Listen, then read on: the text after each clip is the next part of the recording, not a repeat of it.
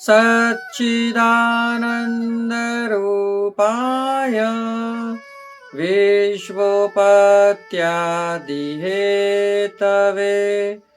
तापत्रयविनाशाय श्रीकृष्णाय वयं नमः। पुष्टिमार्गीय सर्वज्ञ करुणारसपूरित श्रेष्ठफलप्रदाता च तस्मै श्री गुरुवे नमः। जय श्री कृष्ण, राधे राधे। जय श्री वल्लभ प्रियजनों, दास उपस्थित है आज आपके सामने एक राजा की कथा लेकर। जो राजा वैष्णव बनते के साथ इतना भाव उसके अंदर जागृत हो गया कि उसने अपना स्वयं का सारा राजपाट सब कुछ अपने मंत्री के हाथ सौंप दिया सब कुछ, और स्वयं ठाकुर जी की सेवा करने लगा। तो चलिए शुरू करते हैं ऐसे ही सुंदर राजा की कथा को। कथा प्रारंभ करने से पहले दास आपसे नित्य की तरह निवेदन करना चाहेगा कि यदि आप हमारे चैनल पर नए हैं तो हमारे चैनल को सब्सक्राइब करें, शेयर करें, कमेंट बॉक्स में जय श्री कृष्ण, राधे राधे, जय श्री वल्लभ अवश्य लिखें। क्यों कि हमने देखा है प्रियजनों कि कई ऐसी उल्टी सीधी चीजों में, अभद्र चीजों के अंदर कई लोग बिना किसी कारण के ही उन्हें सब्सक्राइब कर लेते हैं, और तो और शब्दों की चीजों को जो बोलने लायक नहीं है, हम अपने मुख से उन शब्दों का उच्चारण नहीं कर सकते हैं, ऐसे ऐसे शब्दों के चैनलों को कई लोग सब्सक्राइब करते हैं। तो दास तो आपके लिए नित्य सुंदर सुंदर कथाएं लेकर आता है, तो हमें भी शेयर अवश्य करें। तो चलिए शुरू करते हैं आज की कथा। पहले जानेंगे इनका भाव कि ये कैसा है इनका भाव। ये राजस भक्त हैं, लीला में इनका नाम रास रसिका है। रास रसिका प्रभु की रासादी लीला ध्यान में सदा मग्न रहते हैं। कलहंसी से प्रकटे हैं जिससे उन्हीं के भाव रूप हैं। एक समय श्री गोसाई जी द्वारका जी रणछोड़ जी के दर्शन करने के लिए पधारे। मार्ग में राजा का गांव आया, वहां आप श्री ने मुकाम किया। राजा ने किसी से कही कि आज हमारे यहाँ एक महापुरुष गांव के बाहर पधारे हैं, उनका तेज प्रताप बहुत है और आप श्री के साथ में बहुत से मनुष्य भी हैं। गांव के स्त्री पुरुष सब आप श्री के दर्शन करने के लिए जा रहे हैं। वह महान सिद्ध योगी जैसे दिखते हैं। तब राजा ने कही कि हमें भी इनके दर्शन करने के लिए अवश्य जाना चाहिए। राजा अपने आदमियों को लेकर श्री गोसाई जी के दर्शनों के लिए आए। उस समय श्री गोसाई जी स्वयं संध्या वंदन कर रहे थे। राजा ने ऐसे दर्शन किए कि साक्षात तेजपुंज अग्नि हो। तब राजा ने दंडवत करके विनती करी कि महाराज कृपा करके मुझे आप अपना सेवक करें, मैं आपका दास हूं। तब श्री गोसाई जी ने राजा की दीनता देखी और प्रसन्न हुए। फिर राजा को नाम सुनाया। राजा ने विनती करी कि महाराज कृपा करके आप हमारे घर पधारें। श्री गोसाई जी ने आज्ञा करी कि कल अवश्य आएंगे। उस समय चाचा हरिवंश जी साथ में थे। राजा ने पूछा कि आप मुझे श्री गोसाई जी के स्वरूप और मार्ग के स्वरूप की कृपा करके समझाओ कि क्या है। तब चाचा जी ने श्री गोसाई जी के स्वरूप और मार्ग के स्वरूप की सब रीति उन्हें समझाई। तब राजा ने गोसाई जी से विनती करी कि महाराज मैं निवेदन कर रहा हूं आपसे कि मुझे भगवत सेवा पधरा दो। श्री गोसाई जी ने आज्ञा करी कि आज तुम व्रत करो, आज तुम व्रत करो, कल तुम निवेदन कराएंगे जब तुम्हें, तब भगवत सेवा भी पधरा देंगे। दूसरे दिन राजा ने श्री गोसाई जी से विनती करी और श्री गोसाई जी ने राजा को शरणे लेकर और एक लालजी का स्वरूप पधराया। राजा भी सहकुटुंब श्री गोसाई जी की शरण पे गया। श्री गोसाई जी ने सेवा की सारी रीति और मानसी रीत सब राजा को सिखा दी और राजा से विदाई लेकर श्री गोसाई जी स्वयं द्वारका जी पधारे। श्री गोसाई जी की कृपा से राजा के हृदय में भगवत स्वरूप लीला के साथ ऐसे प्रभु विराजे कि राजा तो उस रस में रंग गए, राजकाज सब मंत्री को सौंप दिया और स्वयं किसी के साथ बोलते नहीं, भगवत नाम उच्चारण करते, रात दिन लौकिक राख रंग सब कुछ छोड़ दिया था। ये राजा कभी किसी से रीझते नहीं थे, किसी के साथ बातचीत नहीं करते थे, भली भांति सेवा करते। वैष्णव के घर में जब इनके घर पे कोई वैष्णव उतरे तो उसे सीधा सामग्री, प्रसाद सामग्री खूब सब पधराते। किसी को धन की आवश्यकता होती तो धन देते, किसी को नौकरी की आवश्यकता होती तो उसे नौकरी देते। आसन देकर स्वयं भी उसके पास बैठते और भगवत कथाओं का रसपान करते। सभी वैष्णव की ये खूब सुंदर पैसों से, शरीर से खूब सुंदर सेवा करते और कामकाज के बिना कभी किसी से बात नहीं करते, मौन, अवश्य मौन रहते। एक समय राजा के यहाँ पर एक चतुर भवैया यानी कि नटखट जिसे कहते हैं, नट यानी कि क्या, जो आज के समय पर हम आपको शुद्ध बताएं तो एक मदारी जो नाटक करके लोगों को मन को लुभाता है। इसने सोची कि मैं देश देशांतर में घूम के आया हूं तो क्यों ना मैं इस गांव में राजा के यहाँ पर एक नाटक करूं जिससे राजा प्रसन्न होकर मुझे खूब धन देगा। अब ये आया वहां पर, जब इसके पास में जितना धन था इस नट के पास में, इसने उस धन से अपना कुछ दिन तक तो गुजर चलाया, परंतु राजा आए नहीं इसका नाटक देखने, गांव के सभी लोग जाते। अब इसने एक युक्ति सोची। इस नट ने क्या किया कि 4 दिन तक भूखा प्यासा रहा। जब तक धन था तब तक तो धन खर्चा किया, फिर बाद में एक बनिए की दुकान से कुछ सामान उधार लेकर चलाया। अब बनिया भी कहां से दे जब इसके पास सामने धन देने कोई नहीं है। तो 4 दिनों तक भूखा रहा और इसने कही कि यदि राजा मेरे नाटक से प्रसन्न नहीं हुए तो मैं अपने जीवन को त्याग दूंगा। धीरे धीरे बात आग की तरह चारों ओर फैल गई।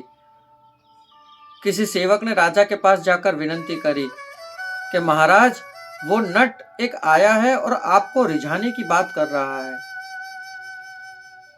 राजा बड़े मौन थे, गंभीर थे।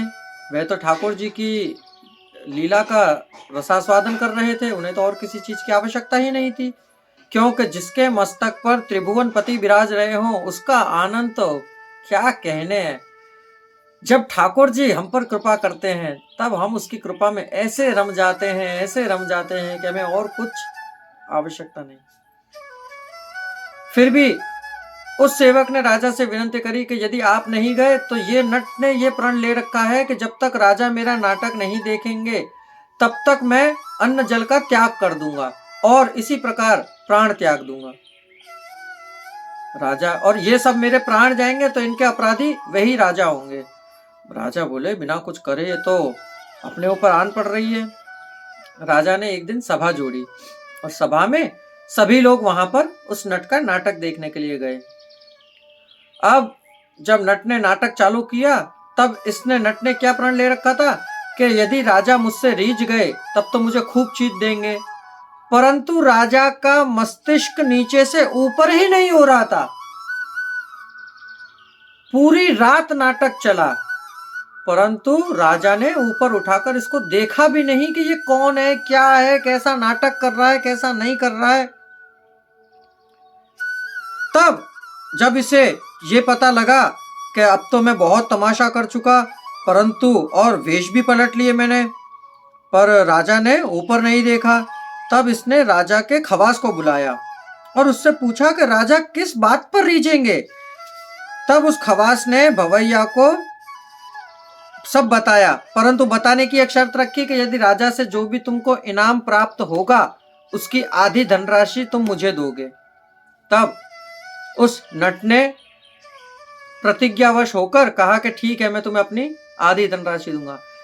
तब राजा के खवास ने इस नट से कही कि राजा वैष्णव से रीझेंगे। राजा के समक्ष तुम यदि वैष्णव स्वरूप धारण करो और मस्तक पर तिलक, माथे पर शिखा, गले में कंठी और मुख में जय श्री कृष्ण, राजा रीझ जाएंगे।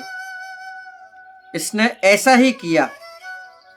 ये सुनकर ये थोड़ी देर के लिए गया और पुनः वापस आया, और वापस आकर राजा को आते ही इसने जय श्री कृष्ण किया।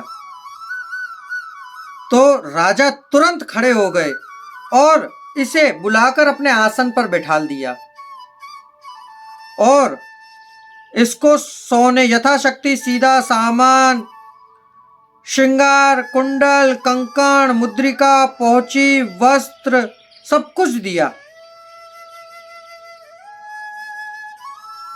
और बोली कि जैसी सेवा हो तो हमारे लिए आप आज्ञा करो। इसका भाव ये कि यहाँ संदेह ये हो रहा है कि भवैया ने तो वैष्णव को सिर्फ वेश रिझाने के लिए किया था, दिखावटी किया था, तो फिर राजा इस पर रीझ क्यों गए। कहते हैं ना, प्रभु विनियोगी सब वस्तु सोने के कुंडल भवैया को दिए। वैष्णव वेश भगवत स्वरूप है। जिस प्रकार राजा का सिपाही राज्य का वेश धारण करता है, उसी प्रकार एक वैष्णव, यदि एक नट एक वैष्णव का वेश धारण करे तो वह वैष्णव ही गिना जाएगा। अब यहां से एक और सुंदर कथा सुनिएगा। अब इस वैष्णव का जैसे ये भाव देखा तो राजा ने इस नट को सब कुछ दिया और विदा किया। अब जब ये जाने लगा, इसके पास द्रव्य तो खूब था, सुबह हो गई थी और वैष्णव वेश में ही इसने जाना स्वीकार किया। जब ये जा रहा था तो इसके पीछे से बहुत गंदी सी बदबू आ रही थी। शरीर में से दुर्गंध मारती हुई ऐसी 4 स्त्रियां, जो 4 हत्याएं थी, जो कह रही थी, इसने पूछी कि तुम कौन हो और तुम यहां मेरे पीछे पीछे क्यों आ रही हो। तब इन्होंने कही, हत्याओं ने, कि तुमने ये वेश क्यों धारण किया है, ये जो तुमने वेश वैष्णव वेश पहना है, ये क्यों पहना है, इसे उतार दो। तुम जैसे ही इसे उतारोगे ऐसे ही हम 4 हत्याएं तुम्हारे अंदर प्रवेश करेंगी। ये 4 हत्याएं कौन कौन सी, तो चलिए जानते हैं। एक थी गौ हत्या, दूसरी ब्रह्म हत्या, एक स्त्री हत्या और एक बाल हत्या। तब इन्होंने कही, हम 4 हत्याएं हैं, तुमने ये वैष्णव वेश धारण किया है, इसलिए हम तुमसे तुम्हारे अंदर से बाहर निकल आई हैं। अब यदि तुम इस वेश को उतारो तब हम तुम्हारे शरीर में पुनः दाखिल हो जाएंगे, यानी कि पुनः प्रवेश कर जाएंगे। तब इस नट ने सोचा कि मैंने तो किसी की हत्या करी नहीं है, तो ये हत्याओं का पाप, और ये स्त्रियों ने ऐसा क्यों कहा, और मेरे ऐसा वेश लेने से जब ये बाहर हैं तो फिर मैं इस वेश को ही क्यों उतारूं। इसमें यह भाव प्रकाश बताया है कि इसका आशय यह है कि धर्म की गति से बारीक है, मन से भी किया हुआ अपराध का दोष लगता है, ये हमारे शास्त्रों में बताया गया है। आप कोई भी स्वरूप बनाकर और उसका अपराध करो तो उसकी हत्या आपको अवश्य लगती है। जैसे वासुदेव दास छकड़ा को श्री आचार्य जी ने टोका था कि स्वरूप बनाया हो तो उसे तोड़ना क्यों, प्रतिष्ठा भले ही ना हुई हो पर उस स्वरूप की भावना तो है ना, जिससे मन, वाणी, कर्म से भी अपराध करने से हमेशा डरते रहना चाहिए। तब इस नट ने कभी वह वेश उतारा ही नहीं और उन हत्याओं से पूछा कि यदि मैं ये वेश उतारू ही नहीं तब तुम क्या करोगी। तब उन हत्याओं ने कहा कि यदि तुम इसे नहीं उतारोगे तो हम कहीं और जा चले जाएंगे। तब इसमें इस भाव प्रकाश में इसमें यह बताया गया कि वेश का कितना महत्व है, वैष्णव वेश का, कि वैष्णव वेश ऐसा है कि जिससे हत्याएं भी दूर हो जाती है, और मुख्य भाव तो यह कि भगवदीय राजा के स्पर्श से हत्याएं इससे दूर हो गई।